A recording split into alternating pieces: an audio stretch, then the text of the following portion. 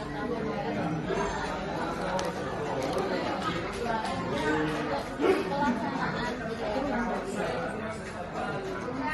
apa namanya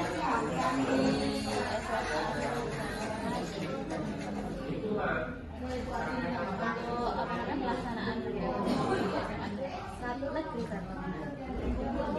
ada beberapa hal yang harus yang namanya budaya positif itu kebiasaan yang selalu kita lakukan dan itu menunjukkan anak itu melakukannya dengan sendirinya.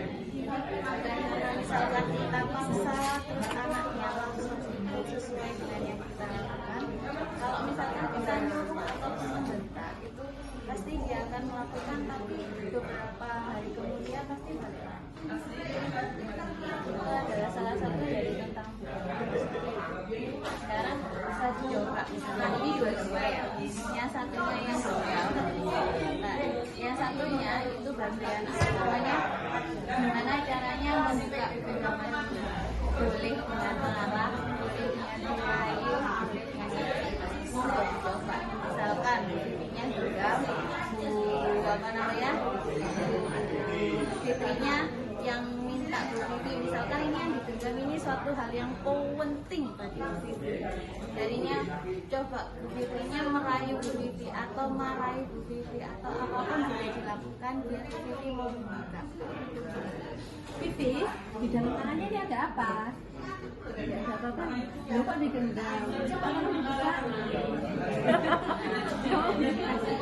Ini kalau Bu Vivi habis ditanya langsung dibuka, tapi tidak semua orang ketika digenggam dia langsung membuka.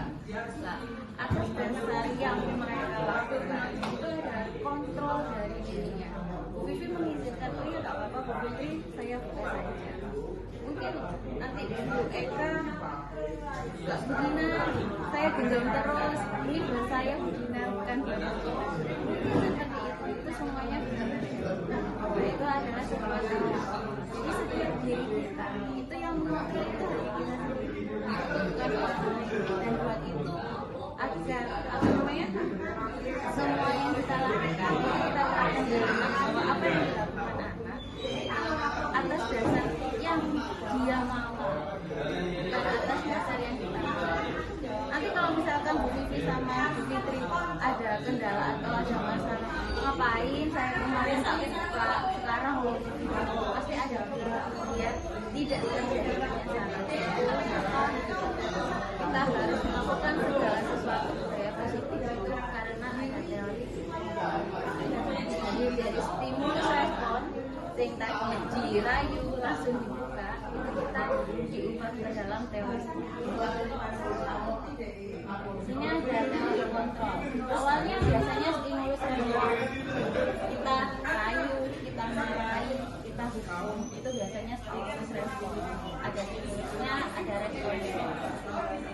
Realitas kebutuhannya kita itu sama, tapi kalau berdasarkan teori kontrol, kebutuhan kita itu setiap orang itu misalkan kebutuhannya ya, kebutuhannya guna, kebutuhannya mereka dan lain-lain.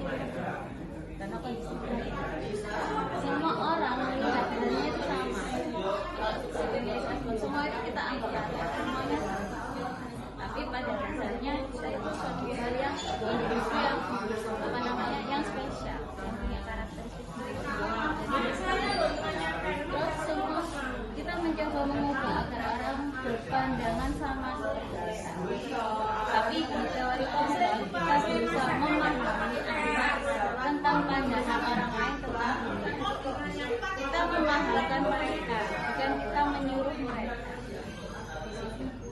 Perilaku buruk dilihat sebagai satu kesalahan, tapi kalau dilihat perilaku buruk itu adalah suatu tindakan tapi ada tujuan dan kita harus menentukan tujuan itu agar anak itu berubah. Orang lain bisa mengontrol Anda. Kalau teori kontrol hanya Anda sendiri ya. Misalkan Anda mau pergi, mau saya kasih uang 10 juta pun kalau Anda sakit jelas Anda tidak mau. Itulah saya bisa mengontrol orang lain. Kalau teori kontrol tidak ada seorang pun yang bisa mengontrol kecuali dia. Tapi memang pemaksaan pada saat rujukan gagal, tapi kalau di TSN kita atau konsekuensi menciptakan pikiran yang model berpikir itu kalau di stimulus respon pasti ada yang menang, ada yang kalah, ada yang dituruti dan ada yang tidak. Tapi ketika kita masih merespon, maka semuanya akan menang karena kita melakukan sesuai apa yang kita lakukan. Punya secara konsisten ada disiplin positif, ada motivasi perilaku manusia, ada posisi kontrol seorang guru, ada pembuatan keyakinan kelas, sekolah, dan kesehatan. Nah, disiplin positif seperti yang saya katakan tadi, kita harus bersikap disiplin, teratur, karena kita sebagai role model anak kita, jadi kita harus melakukan. Disiplin itu sebenarnya menanamkan motivasi yang ketiga. Maksudnya motivasi yang ketiga itu motivasi yang tumbuh dalam dirinya sendiri, bukan karena dia takut, bukan karena dikasih penghargaan, tapi karena keikutsan dia. Dengan motivasi itu dia akan menjadi orang yang akan mereka inginkan dan menghargai dirinya sendiri. Kemudian disiplin positif sebenarnya kita sudah menerapkan disiplin yang pagi kalau nyapa itu salah satu disiplin positif. Anak-anak secara internal, secara motivasi internal datang langsung nyapain gurunya. Kadang-kadang kan ada sesuatu kalau kita ngomong ya hari itu saja, tapi kalau misalkan dia disadarkan kalau salaman itu kita menghargai guru, kita juga menghargai diri sendiri.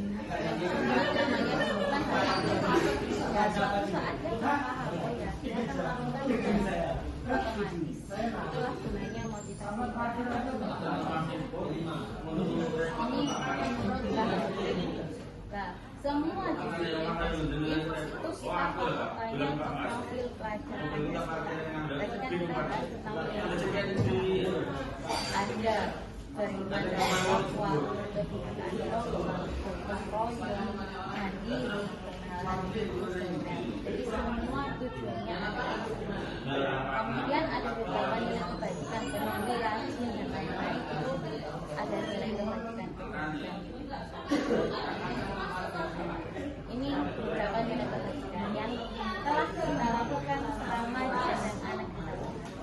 Kita berkebinekaan global dengan anak memakai budaya-budaya. Kita juga dulu waktu itu memakai pakaian adat untuk menghargai diri.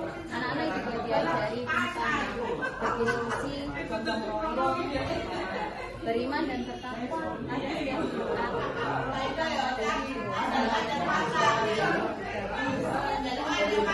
dan mereka juga akan menimbulkan rasa mandiri. Setelah kalau misalkan ini semua anak-anak lakukan secara otomatis, maka bahagialah seorang guru. Kita sendiri akan bangga ternyata anak kita melakukan semuanya tanpa kita.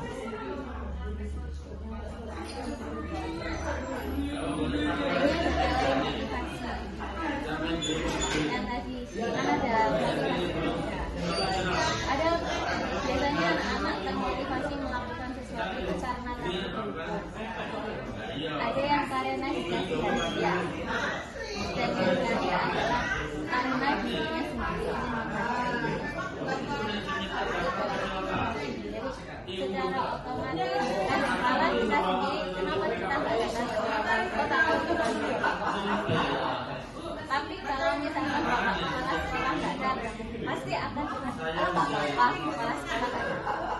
Itu maksudnya motivasi. Jadi karena orang lain bukan karena kita sendiri. Atau misalkan hari ini dengan kalau dikerjakan nanti saya kasih nilai. Tapi kalau besok sudah nggak dikasih nilai, malah bu kemarin nggak dikasih nilai. Itu hukuman. Jadi hukuman sama penghargaan itu dua hal yang apa namanya baik akan muncul. Tapi tapi hanya sementara. Maknanya sementara. Tapi kalau misalkan kamu itu loh, kalau ngerjakan tugas itu buat kamu sendiri. Sing pinter sopo, sing enak sopo, nek sukses sopo. Nanti lama-lama dia akan, oh iya, saya pengen sukses, makanya saya harus belajar bukan karena yang lain, tapi karena keinginan untuk menggapai cita-cita mereka. Itu ada tujuannya, yaitu menciptakan, intinya kalau di PBB tujuan dari semua ini adalah kita membentuk karakter, membentuk anak yang lebih baik. Jadi bukan kita patokannya nilai dia nilainya lebih bagus, tapi karakter anak yang menjadi lebih baik dan menyenangkan diri. Ada teori motivasi, ada hukuman, ada ini teori motivasi. Ada motivasi intrinsik, yaitu motivasi yang muncul dari diri. Ada 3 motivasi perilaku: untuk menghindari ketidaknyamanan, untuk mendapatkan imbalan, dan ingin memotivasi. Ini bedanya hukuman, konsekuensi, dan restitusi. Kalau hukuman itu biasanya nek JKI itu mesti lorong. Jadi mesti melakukannya itu dia kita menghukum, pasti ada rasa sakitnya. Mungkin tidak menyakiti badan fisiknya, tapi juga bisa menyakiti perasaan. Tapi kalau konsekuensi itu biasanya kesepakatan kita sudah sepakat. Kalau misalkan kamu kalah, berarti kamu harus ada di konsekuensi itu biasanya kita ada kesepakatan. Biasanya kalau di awal pertemuan kita akan bahas boleh makan, tapi kalau misalkan makan harus lebih. Jadi kalau misalkan dia makan samanya dari dalam, ayo kesepakatan kelasnya seperti apa. Tapi kalau restitusi itu antara hukuman ataupun tindak lanjutnya itu sesuai dengan anaknya sendiri. Jadi misalnya kamu makan, benar gak makannya cuma enggak Bu, lah kalau nggak benar harusnya seperti itu. Jadi kita tidak langsung menyebut bahwa ini hukumannya. Tapi kalau konsekuensi sudah ada perbuatan beserta konsekuensinya. Tapi kalau hukuman itu ada perbuatan dan hukumannya kadang-kadang kita langsung rasakan. Misalkan ini sebagai BK ada murid telat, saya masih ono itu sebuah hukuman. Tapi kalau sesuai dengan peraturan yang ada, itu namanya konsekuensi.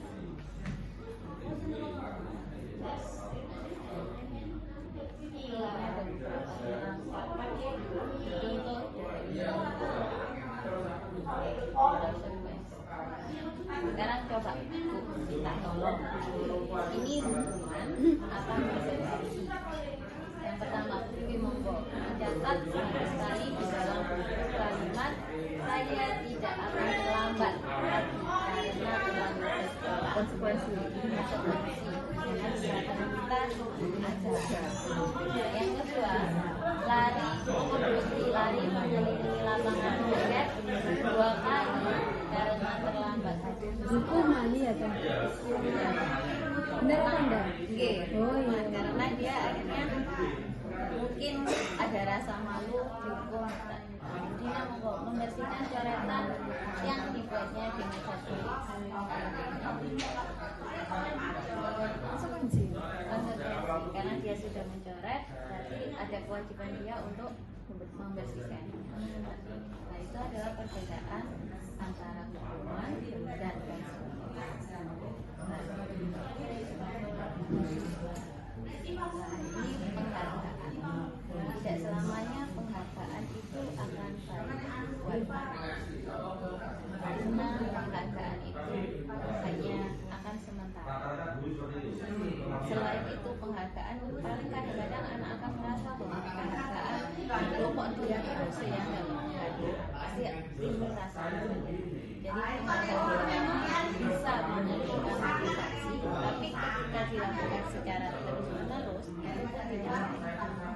Seperti hadisnya Rasulullah hadisnya Rasulullah bahwa sesuatu yang berlebihan itu tidak baik.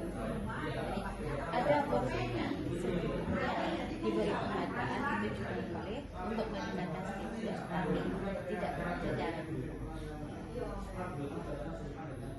ini yang namanya restitusi, proses menciptakan kondisi bagi murid untuk memperbaiki kesalahan sehingga mereka bisa kembali pada guru mereka dengan karakter yang baik. Tindak lanjutnya atau konsekuensi yang terjadi ketika restitusi itu adalah konsekuensi yang murid sendiri yang membuat. Misalkan ketika kita bertemu anak yang terlambat, kita menanyakan bahwa kenapa terlambat? Oh, saya terlambat karena bangun saya kesiangan. Kalau misalkan bangun kesiangan atau nggak bisa, kalau bangunnya nggak sengaja, bisa itu bagaimana caranya? Saya menyetel jam berdiri saya. Jadi dia yang menentukan tindak lanjut untuk dirinya sendiri, bukan kita. Kalau telat, kalau bangun yang pagi, biasanya kan kadang-kadang kita secara nggak, kalau kamu terlambat, bangunnya tuh yang pagi, nggak usah muter-muter. Kadang-kadang secara refleks ketika kita lelah,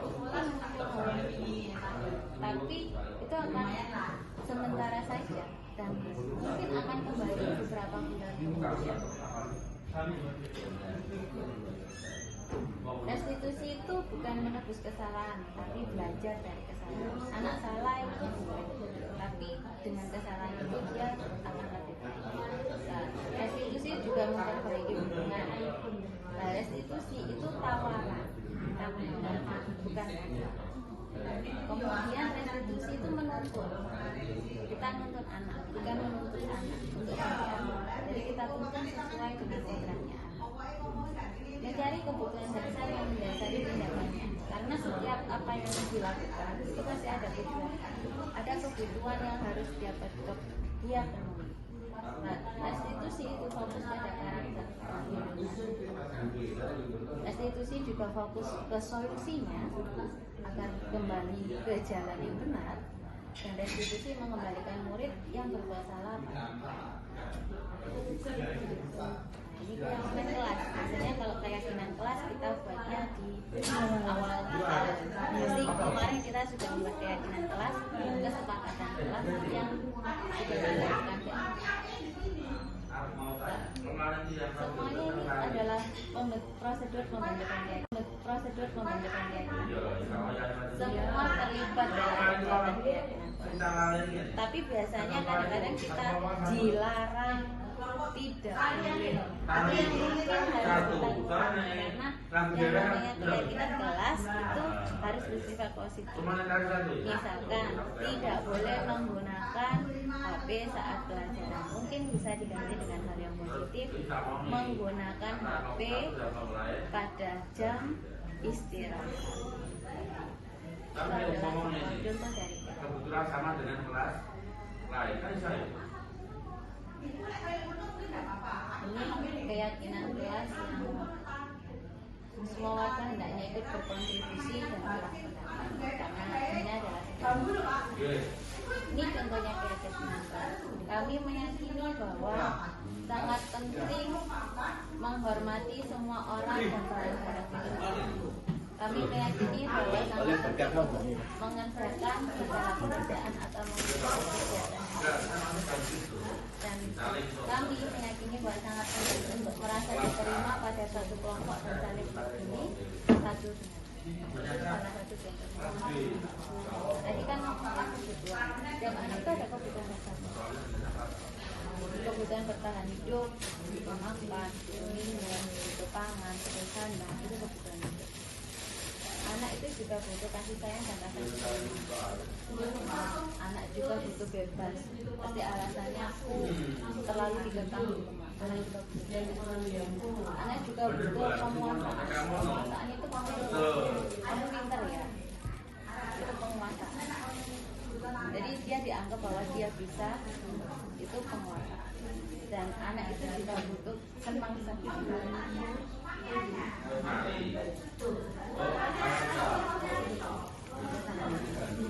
Posisi kontrol kita biasanya ada 5. Om langsung ngasih ujian. Ada pembuat merasa bersalah. Kamu itu lebih milih ibu ini seperti mana. Jadi akhirnya dia tidak melakukannya. Itu pembuat. Kemudian kita sebagai teman, ayo kita lakukan ya. Mengajak itu kita sebagai teman. Kalau sebagai pemantau itu biasanya BKA. Ingat gak peraturannya sekolah itu seperti apa? Itu pemantau. Tapi kalau misalkan manajer seperti halnya di perusahaan itu di atas dia pemantau, kita ngomongnya beda. Jadi apa yang kamu lakukan sudah benar apa belum? Kalau belum harus seperti apa? Itu manajer. Tapi kalau pemantau, di sini beda tipis antara pemantau sama manajer. Kalau pemantau, kamu masih ingat peraturan sekolahnya itu apa? Konsekuensinya seperti apa? Itu pemantau. Jadi kita akan selalu mengusahakan bahwa kita harus menjadi seorang manajer biar anak itu lebih nyaman dan lebih sadar akan dirinya sendiri. Mau salah. Ini posisi kontrol. Nah, ini ada ketika restitusi. Dalam menyelesaikan sebuah permasalahan itu ada ketika restitusi. Validasi tindakan. Yang pertama, menstabilkan identitas. Menstabilkan identitas, jadi kita tanyakan apakah dia kondisinya bisa ditanyain dulu. Bukan satu-satunya yang pernah melakukannya, biar agar dia tidak merasa bahwa kesalahan itu hanya dia saja yang melakukan. Setiap orang juga pernah melakukan kesalahan. Seperti itu biasanya. Kemudian setelah menstabilkan identitas kan kondisi anaknya kan enak. Akhirnya kita validasi kesalahannya. Nah, tapi apa yang kamu lakukan itu sudah benar apa belum? Belum, Bu. Akhirnya dia mengakui, oh saya salah. Dia sadar. Setelah melakukan validasi tindakan yang salah, akhirnya kita menanyakan keyakinannya. Kalau misalnya salah, apa yang harus kita lakukan? Nah, itu contoh dari segitiga restitusi, penerapan segitiga restitusi ketika kita punya anak didik yang sedang bermasalah atau sedang ada kendala dalam proses belajar.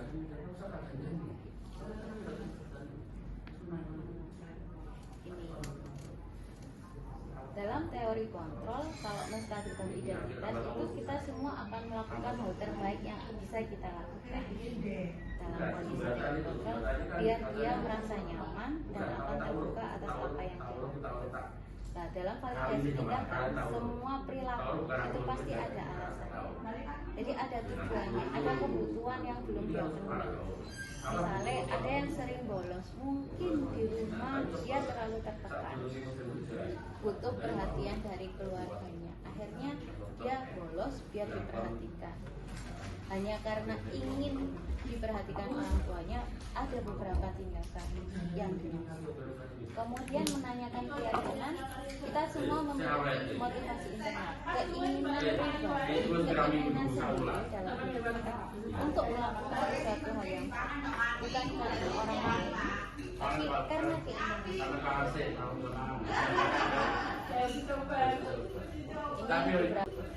Ini beberapa bagian dari pertanyaan segitiga restitusi. Kalau misalkan berbuat salah itu nggak apa-apa, kayak enak yang sempurna kok manusia itu sangat. Terus kita bisa menyelesaikan ini. Intinya membuat anak itu lebih nyaman untuk ngobrol dengan kita dan akan terbuka atas kesalahan.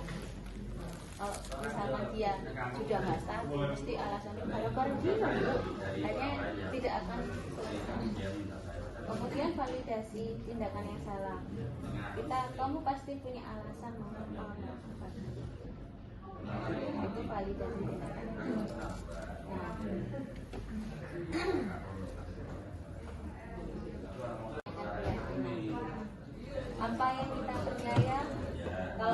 tidak salah, kita harus seperti apa.